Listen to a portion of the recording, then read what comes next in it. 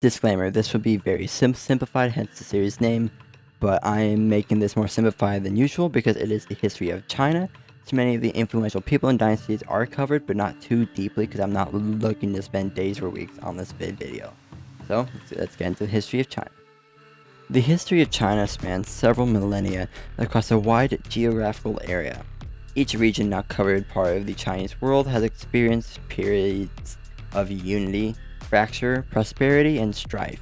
Chinese civilization first emerged in the Yellow River Valley, which, along with the Yangtze Basin, constitutes the geographic core of the Chinese cultural sphere.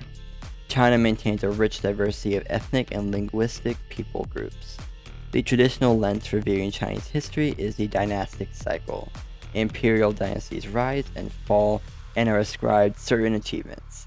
This lens also tends to assume Chinese civilization can be traced as an unbroken thread many thousands of years into the past, making it one of the cradles of civilization. At various times, states representative of a dominant Chinese culture have directly controlled areas stretching as far west as the Tian Shan, the Tarim Basin, and the Himalayas, as far north as the Sayan Mountains, and as far south as the delta of the Red River. The Neolithic period saw increasingly complex polities begin to emerge along the Yellow and Yangtze rivers. The Erlo culture in the central plains of China is sometimes identified with the Z dynasty in the 3rd millennium BC of traditional Chinese historiography. The earliest surviving written Chinese dates to roughly 1250 BC, consisting of divinations inscribed on oracle bones. Chinese bronze inscriptions, ritual texts dedicated to ancestors, form another large corpus of early Chinese writing. The earliest strata of received literature in Chinese include poetry, divination, and records of official speeches.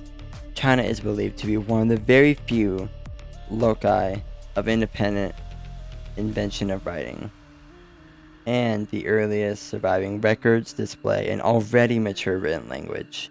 The culture remembered by the earliest extant literature is that of the Zhou dynasty, China's exile age, during which the mandate of heaven was introduced and foundations laid for philosophies such as Confucianism, Taoism, legalism, and Wuxing. China was first united under a single imperial state by Zhen Ji Huang in 221 BC. Orthography, weights, measures, and law were all standardized. Shortly thereafter, China entered its classical era with the Han Dynasty, 202 BC to 220 AD, marking a critical period. A term for the Chinese language is still Han language, and the dominant Chinese ethnic group is known as the Han Chinese. The Chinese Empire reached some of its farthest geographical extent during this period. Confucianism was officially sanctioned, and its core texts were edited into their received forms. Wealthy, land-holding families independent of the ancient aristocracy began to wield significant power. Han technology can be considered on par with that of the contemporaneous Roman Empire.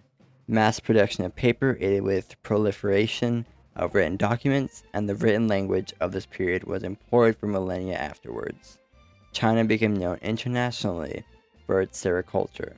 When the Han imperial order finally collapsed after 4 centuries, China entered an equally lengthy period of disunity, during which Buddhism began to have a significant impact on Chinese culture, while calligraphy, art, historiography, and storytelling flourished.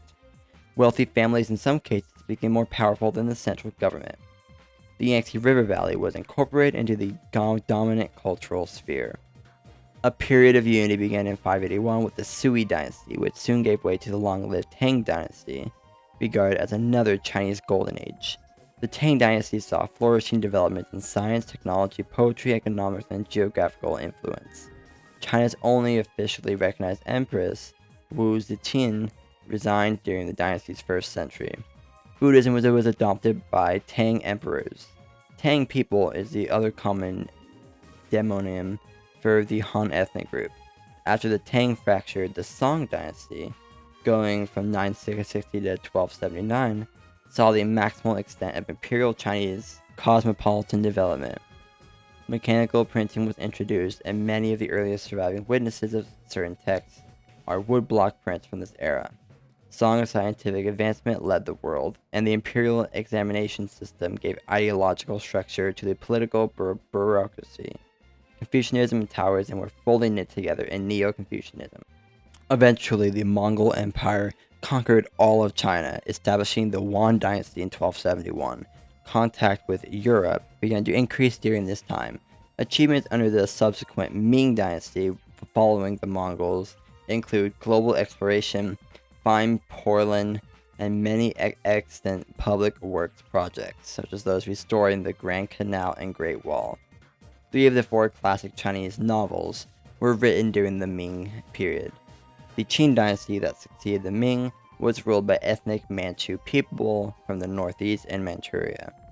The Qianlong Emperor commissioned a complete encyclopedia of imperial libraries, totaling nearly 1 billion words. Imperial China reached its greatest territorial extent during the Qing, but China came into increasing conflict with European powers, culminating in the Opium Wars and subsequent unequal treaties. The 1911 Xinhai Revolution created the Republic of China.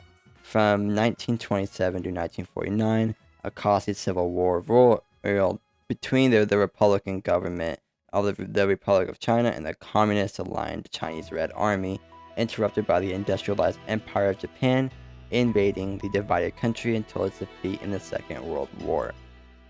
After the communist victory, due to the USSR ceding Manchuria to the communists after beating Japan, and several other factors, such as the Republic of China not being very competent, Mao Zedong proclaimed the establishment of the People's Republic of China, or the PRC, in 1949, with the Republic of China, or the ROC, retreated to the island of Taiwan.